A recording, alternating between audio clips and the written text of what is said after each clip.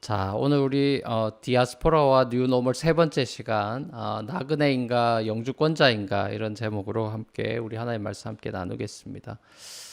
미국에 유학이나 이민으로 온 사람치고 비자나 영주권 받는데 스토리가 없는 사람이 없죠. 저도 우리 교회를 통해서 이 영주권을 5, 6년 전에 받은 것 같은데요.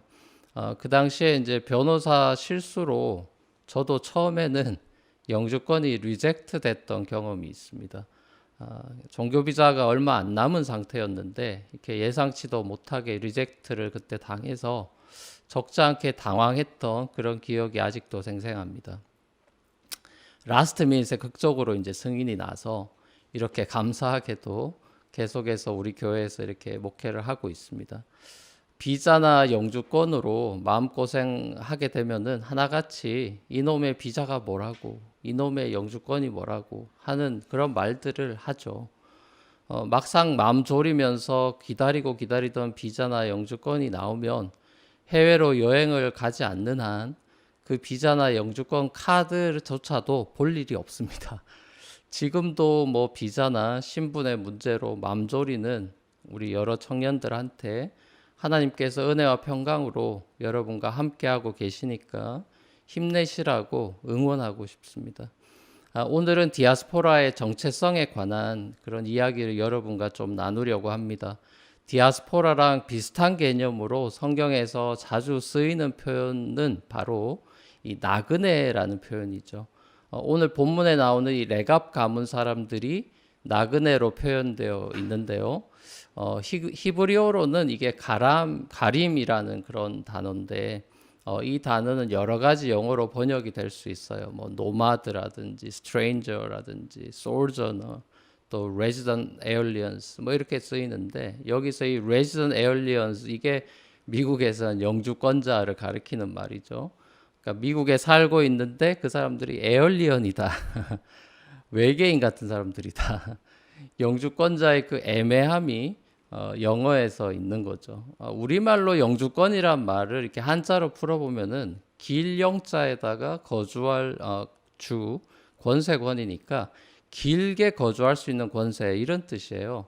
그러니까 한국 사람들은 이 그린 카드를 우리 편에서 볼 때 길게 미국에서 영원히 살아도 되는 권세 이렇게 풀이한 반면에 미국 사람들은 권세로 안 보고 10년 동안만 미국에 거주할 수 있다. 그래도 넌 여전히 이방인이야, 낯선 사람이야, 에얼리언이야 라고 규정하는 걸 봐요. 그러니까 서로의 관점이 이렇게 다른 겁니다.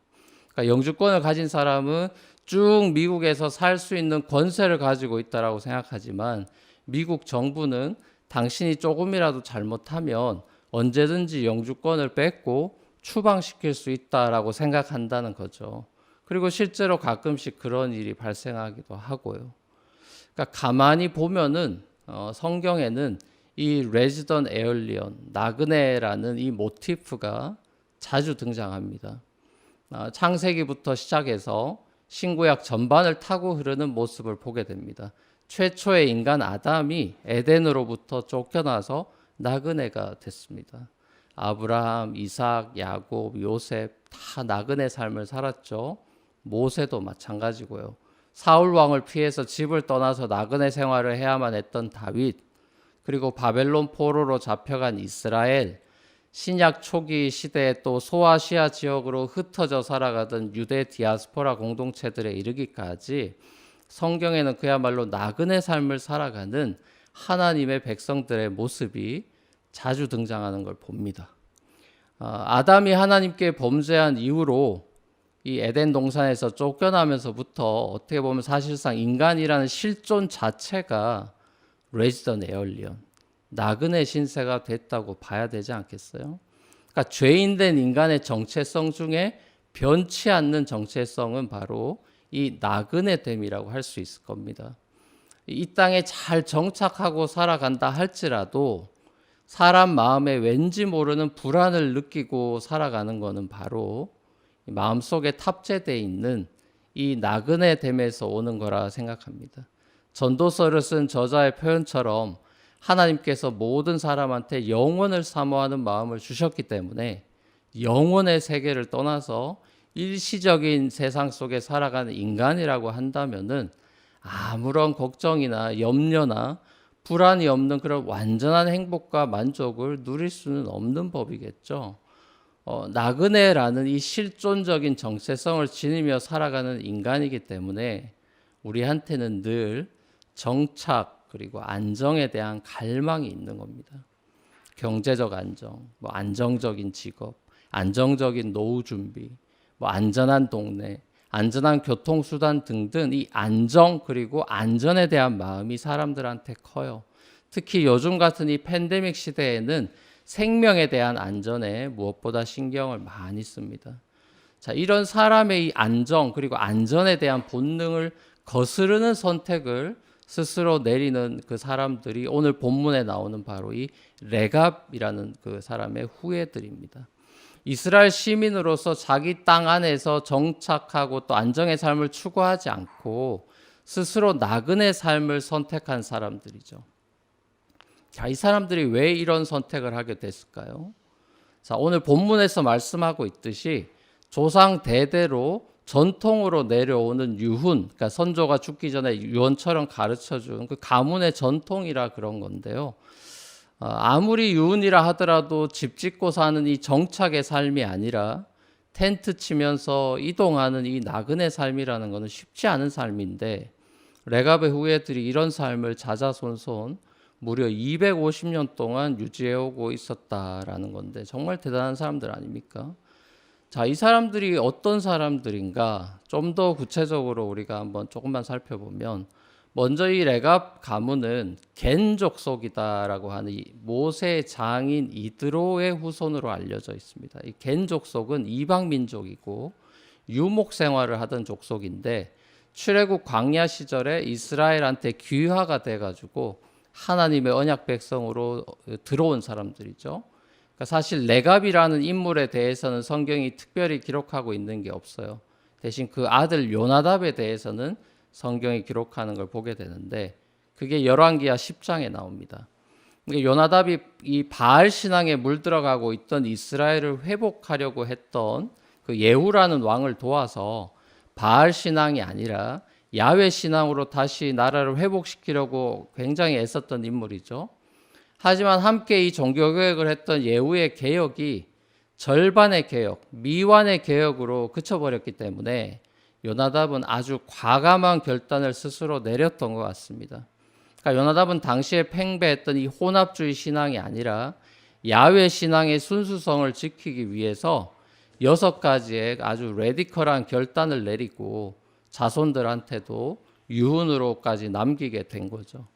자, 레갑 가문이 전통으로 지키게 된 이 요나답의 6가지 그 유훈을 한번 짧게 살펴보면 첫 번째는 포도주 마시지 마라. 두 번째 집 짓지 마라. 세 번째 곡식에 씨도 뿌리지 마라. 네 번째 포도나무도 심지 마라. 포도원도 소유하지 마라. 또 장막에서만 살아라. 요 6가지예요. 포도주를 마시지 말아라. 요거는 당시 포도주라는 거는 포도원을 소유하고 있던 이 부자들이 소장농들 일시키고 착취하면서 부자 상류층끼리 모여가지고 흥청망청 즐기던 풍요의 상징이었고 또 바알 우상 숭배의 제사의식과 이 파티의 상징이었기 때문에 그런 거고요. 집을 짓지 말고 장막 안에서 살아라 라는 거는 원래 오래전에 이들 조상들의 삶의 방식이었던 이 유목민, 노마드 생활, 광야 생활을 고수하겠다 이거죠. 마치 광야에서 오직 하나님의 은혜로만 살았던 출애굽 이스라엘의 그 광야의 영성을 지키려는 몸부림이었다라고 볼 수 있죠. 가나안에 들어와서 변질돼 버리고 세속화돼서 하나의 뿌리 깊은 문화로 아주 오랫동안 자리매김해 버린 이스라엘의 우상 숭배 문화 속에서 거룩하게 구별된 삶을 추구한 거죠. 자, 가만히 생각해 보면 레갑 가문이 이런 전통을 오랫동안 지키며 살아가던 모습이 그 당시 사람들한테는 어쩌면 참 이해가 되지 않는 모습이었겠다 싶습니다. 당시 이스라엘은 농경 중심의 사회였거든요. 그러니까 농경 사회 속에서 살아가려면은 그 사회의 문화적인 흐름과 시대 정신을 따라야 하는 게 그게 마땅하고 또 그게 사람들의 마인드셋 아니겠어요? 로마에 가면 로마법을 따르라는 말처럼 가나안에서 잘 살려면은 가나안 문화를 받아들이고 농경 사회를 살아가는데 최적화된 모드로 전환해야 된다고 당시 사람들은 당연히 생각하지 않았겠습니까? 자, 그러니까 우리가 사사기서를 통해서 보게 되듯이 이스라엘 사람들은 가나안 들어간 그 정착 초기부터 과거 광야 생활 중에는 야훼가 최고의 신이었지만 이 가나안에서만큼은 이 땅을 오랫동안 복주던 바알 신을 안 섬기면 안 된다라는 이 생각을 하게 된 겁니다. 그러니까 그 당시 이스라엘에 속해 있던 고대 근동 사회라는 것은 하나의 신만을 섬기던 문화의 국가는 하나도 없었고 다 다신의 문화권이었지. 그래서 다신론적인 세계관 속에 놓여 있었기 때문에 이스라엘 사람들이 그런 식으로 생각한 게 전혀 엉뚱하거나 이상한 생각이 아닐 수 있습니다. 아니, 아주 이성적이고 합리적인 생각일 수도 있는 거예요, 심지어. 그러니까 쉽게 말해서 두 신을 겸하여 섬기는 것이 충분히 가능하고 현실적으로 자기들한테 더 유익할 수 있다라고 여긴 겁니다. 마치 고대 일부 다처제라는 게 전혀 이상하게 생각하지 않았던 것처럼 여러 신들을 섬기는 거를 이상한 거라고 여기지 않았죠. 그러니까 더군다나 이 가나안, 이 토착민으로서 바알을 섬기고 있던 사람들이 뭐 머리에 뿔 달린 사람들도 아니고 풍요롭게 부유하게 떵떵거리면서 잘 살아가는 모습이 너무나 부러웠을 것입니다. 자, 그렇게 사사기 시대부터 이스라엘의 왕정 시대에 이르는 수백 년의 그 시간 동안 이스라엘 사회는 우상 숭배의 영향권에서 벗어날 수가 없었어요. 그래서 왕들이 때때로 뭐 종교 개혁을 단행하려고 시도를 여러 번 해도 이 관습과 문화라고 하는 것이 한 번에 쉽게 바뀌는 게 아니잖아요. 그렇기 때문에 계속해서 우상 숭배의 그 고질병이 도지고 또 도지는 그 이스라엘의 역사를 우리가 보는 겁니다. 자, 그렇게 수백 년의 시간이 흐르고 흘러서 이 요나답이라는 사람의 시대까지 왔을 때 이 요나답은 자기 민족 겐 족속의 뿌리를 찾아서 그 민족의 정통성을 되찾아서 그 옛날로 돌아가는 그 레트로의 삶의 방식을 선택한 거죠. 그때 당시의 시대 정신과는 전혀 안 맞는 그런 선택을 내린 겁니다. 그러니까 요즘 말로 하면은 보수 꼴통의 선택을 내린 거예요, 어떻게 보면. 사실 지금 우리도 마찬가지 아닙니까?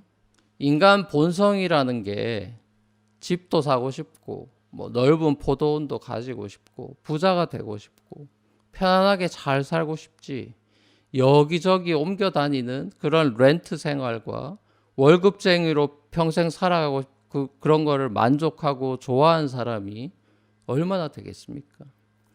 레갑 가문 사람들처럼 신앙을 위해서 내가 세상적으로 누릴 수 있는 것들을 과감히 포기하고 소위 내려놓을 수 있는 그런 용기와 결단이 세속화와 우상 숭배가 한층 더 세련되어지고 업그레이드된 지금의 이 현대 사회를 살아가는 그리스도인들한테는 굉장한 도전이다 싶습니다.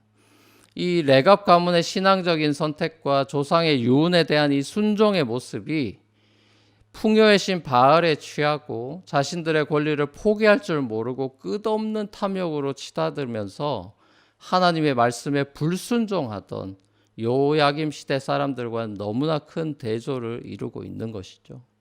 하나님은 레갑 사람들의 그 레디컬한 삶을 통해서 이스라엘에게 살아있는 메시지를 선포한 것입니다. 레갑 사람들의 그 삶이 곧 메시지였다라고 할 수 있겠죠. 사랑하는 우리 성도 여러분, 오늘 본문 말씀이 우리에게 너희도 뭐 평생 집 사지 말고 렌트 살아라, 뭐 회사 세우지 말고 월급쟁이로 살아라, 뭐 술 마시지 마라, 뭐 이런 얘기를 하고 있는 건 전혀 아니죠.